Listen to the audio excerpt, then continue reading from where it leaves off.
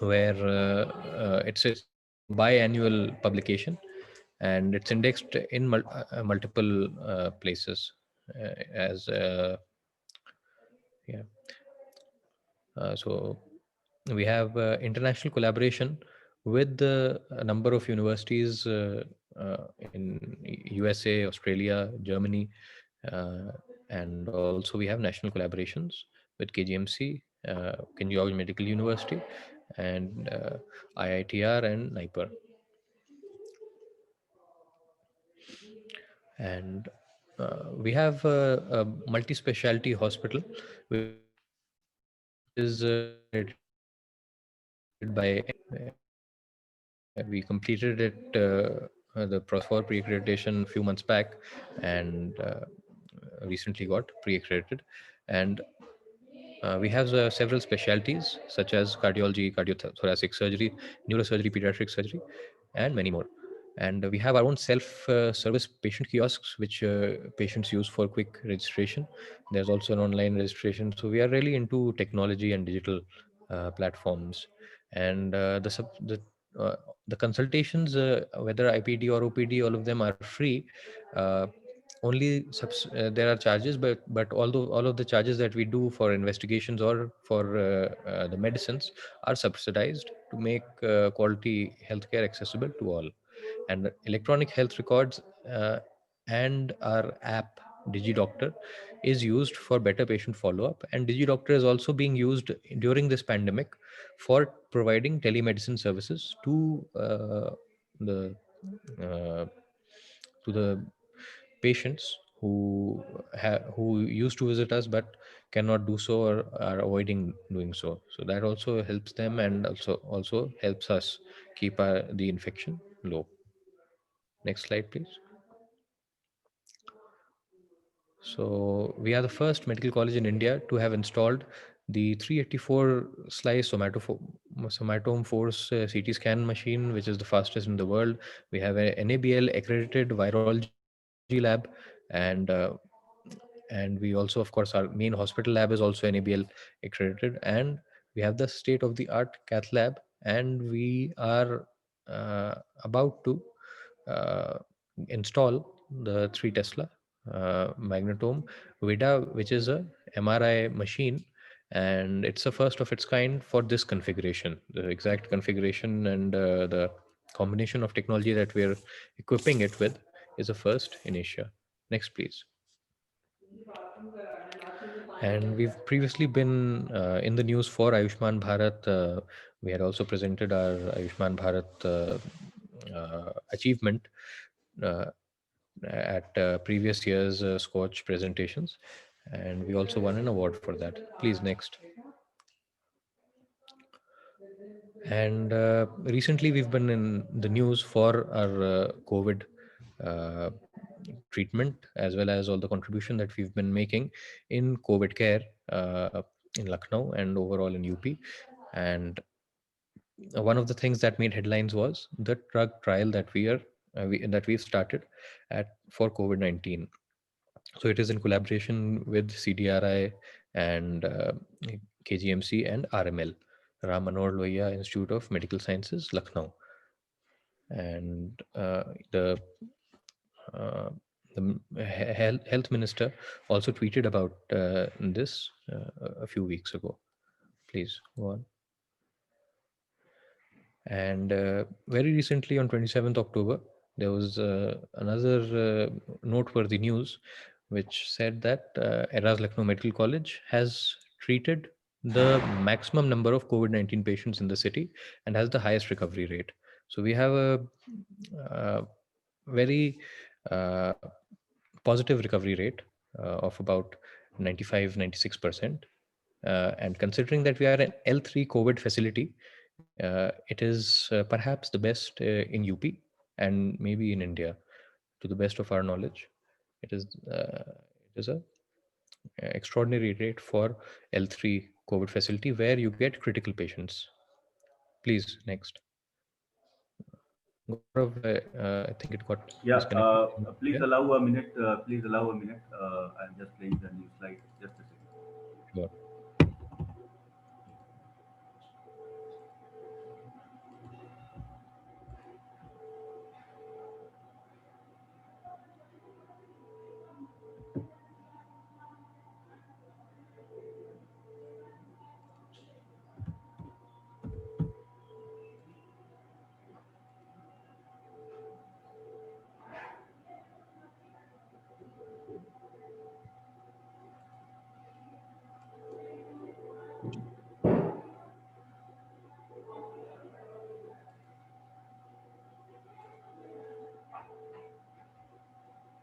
Okay.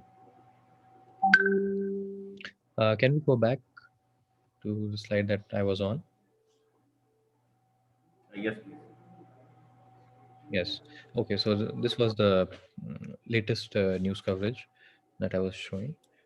So we have the highest recovery rate as far as we know in UP and perhaps in India, overall in India, for L3 COVID facility. Many of the uh, countries have their overall recovery rate in COVID 19 at 95, 96%, including USA, Canada, and others. Uh, Even though they are considering L1, L2, L3, and home isolated patients, all of them in that recovery rate. Yet we are only considering the L3 COVID patients, and yet we have 95% recovery rate. Please go on. So I'll explain you over this presentation what all we did to achieve such a high recovery rate. So we got transformed into a dedicated L3 COVID facility early on. We were the only private L3 COVID facility. We still are the only private L3 COVID facility in Lucknow. And the others are, there are only four. The others are RML, Institute of Medical Sciences, Lucknow, KGMC, and PGI. And we are the fourth one. And for the most part of this pandemic, our share of beds at our hospital, it was equal to the beds of KGMC, RML, and PGI combined for the most part. Then recently, KGMC increased its number of beds, and perhaps now they have a little more beds, but uh, for the most part, we had the maximum number of beds, and we also had the maximum number of critical patients. So we did a lot of things, and we acted quickly to gear up for this pandemic. So isolation wards were set up, new protocols were developed, new equipment was put in place, several rounds of internal trainings for minimizing infection at various levels, from uh, the ward boy level to the specialist doctor level. We conducted trainings, multiple rounds for all of them. We assessed them, and we also kept on monitoring their performance in real time, and that helped us to keep our infection rates low. Then it also helped us manage the patients better. More timely management of patients was done. Efforts were also made for creating awareness about this disease and about its prevention, uh, through our social media, through well, WhatsApp, and through other medium.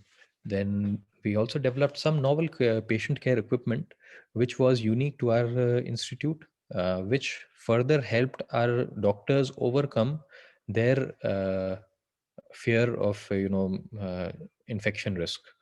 So we'll tell you about that as well. A free of cost telemedicine OPD was started to provide online medical guidance to patients in line with the guidelines published by Ministry of Health and Family Welfare. And we also launched our own app by the name DigiDoctor, which was developed by Criterion Tech for us. And then there was a tele OPD setup for mental health issues as well. So we would counsel the admitted patients, their attendants also, but we would also get calls from external patients as well for about mental health. So this was done by our Department of Happiness. Uh, we are the first university to have the Department of Happiness. Please go on, Gaurav. So this was the overview of some of the things that we did. Sorry, Gaurav isn't Yeah, sharing. just 2 minutes more. Okay. Okay. Can we please move on? Uh, the person sharing, Samir, Mr. Qureshi. Mr. Samir Qureshi, can you go to the next slide? I'll be very quick.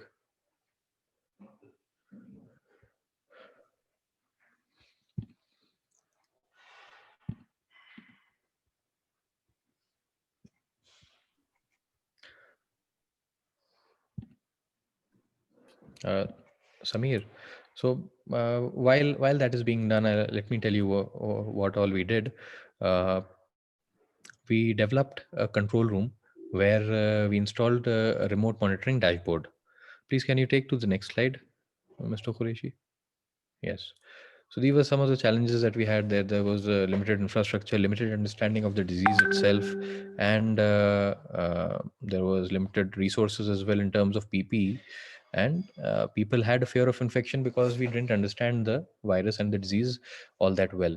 New treatment protocols were also being reviewed, and there were guidelines also were changing from government time to time. So we had to keep up with that, and testing facility was not as readily available in the beginning, but that got scaled up very quick in UP. Uh, Please go on. And one more challenge that we faced was real-time monitoring of patients inside, particularly for our experts and more so for the most senior most doctors who were advised not to do uh, full COVID duty inside the wards. So they could only go in the ward for a quick round would still be about 2 hours, but nonetheless they wouldn't be there with each of the patients for a longer duration of time. They would manage all the more problematic cases, but to have an overview of the entire wards and all the patients, we developed a remote monitoring system, or a centralized patient monitoring system, where real-time patient data would come and alerts would come in terms of deranged vitals and so on. And we would also be able to see the most critical patients on the top of that list. It was a dynamic dashboard which would sort patients based on the severity of the disease in those patients. It would, of course, take into consideration things like SpO2, heart rate, pulse, BP, and also their investigation parameters like their calcium level or their albumin level. And that helped us proactively manage patients, and that helped our senior most experts to monitor patients remotely and provide guidance to the younger doctors. Go on, please. I think you need to conclude now. Okay, okay, I'll do that. So that was one of the things, and then we also, of course, had patient counseling on a daily basis. We had group counseling sessions, group yoga sessions for the patients, guided yoga sessions, and meditation exercises. Then we also had uh, our research team, which looked into what nutrients and foods would be best for COVID-19. And based on that, and based on some of the molecular docking that we did, we found that green tea, turmeric, parsley, and chamomile tea particularly had some effect against the original SARS virus, and also had potential effect against this SARS-CoV-2. And we developed some uh, devices which uh, help the doctors perform procedures on the patient, such as CPR and other intubation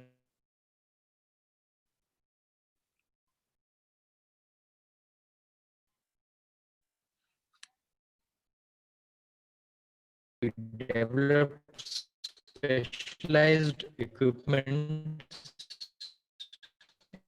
in the form room. We had a entire out, and we also developed a chamber or a negative pressure bed, which had an enclosure with with a motor and a pipe, an exhaust, which sucked the aerosols upon performing any such procedure. Uh, and through the slides so that I can conclude this within a minute. Next.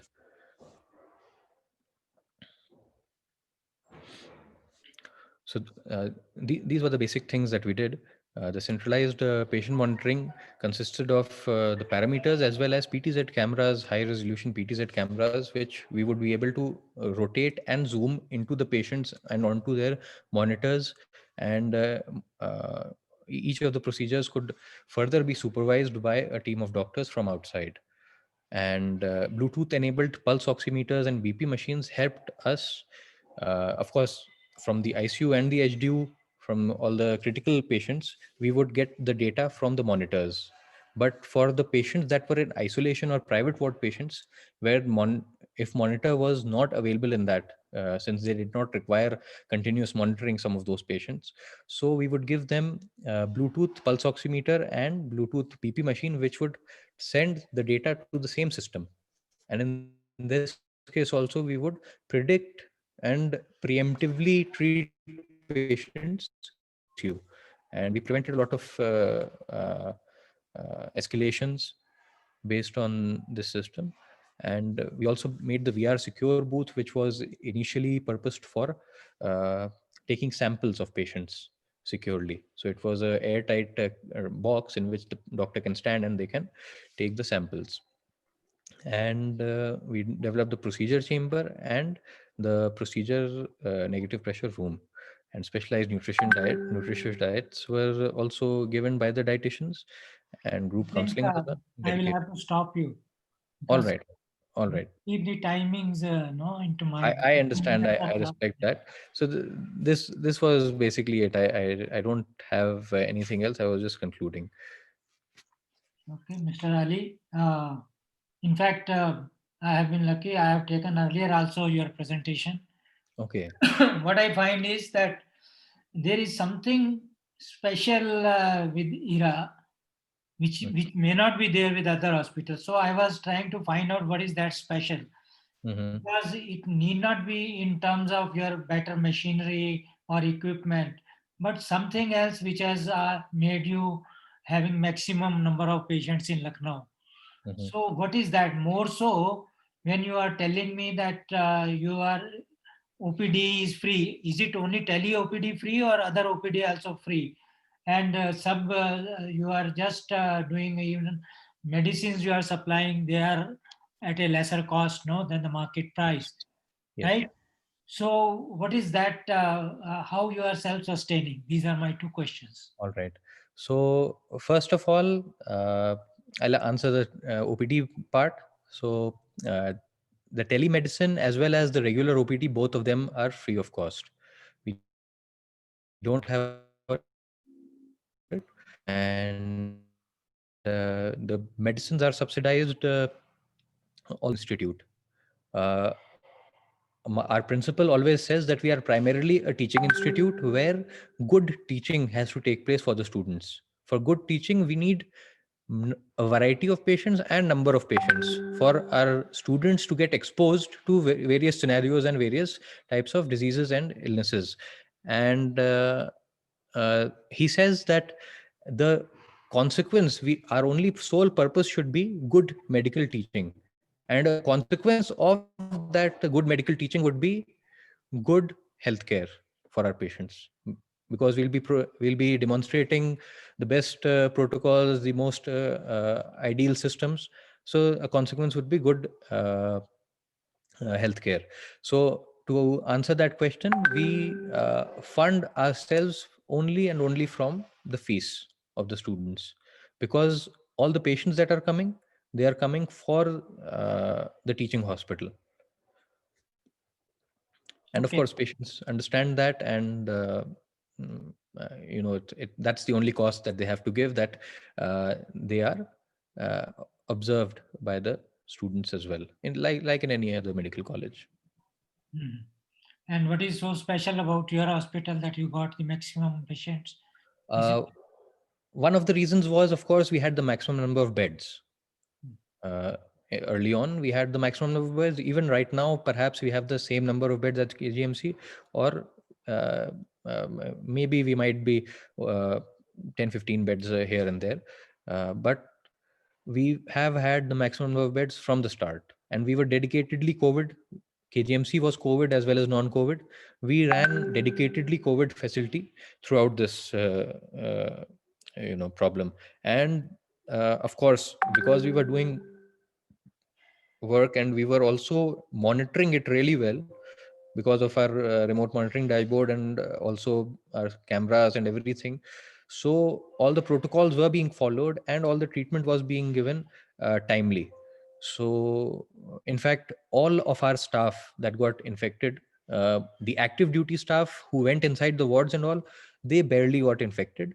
And even the ones that got infected from outside, they probably got it from somewhere else, not on campus. But nonetheless, we got around 160 staff that has been COVID positive so far. And we've had a 100% recovery rate in those patients. All of our staff got recovered without any complications, except one or two who needed oxygen. But even they recovered. And other than one or two, no one even needed oxygen. So this further shows that COVID is a manageable disease, provided that we are following all protocols and all. So we did that. And because of that, the government officials also preferred our facility. Every time any of the local administration people had to be admitted. In fact, two of KGMC's doctors, they opted for ERA for their COVID treatment. They said, नहीं हमें ERA ही भेज दीजिए, वहाँ पर हम will be happier. So Okay, good. That answers my question. Don't worry. Gupta ji, please. You're on sir, mute. you're muted, sir.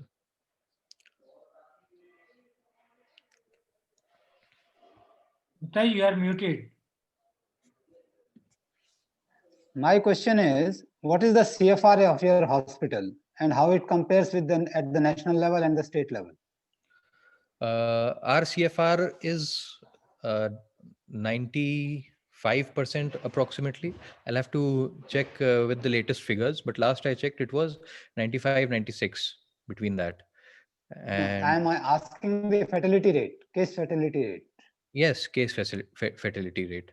So number of cases, rather number of deaths upon number of cases. Yes. That's Yes. that's the rate that you're asking, right? So that is about Yes. 96%. And how it compares with this state level and this national level? Well, the national level was, I think, about 97% or something, 98, 97%. So, but that contains, of course, the L1, L2, All L3, part-time. home isolation, all of those cases, all of the mild cases as well. Okay. So you get only the level 3 cases? Yes, yes. Okay. We had we have around 130 critical beds.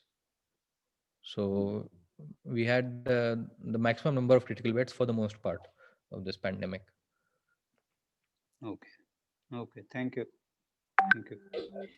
Okay. Thank you very much, sir, for the presentation. Now next is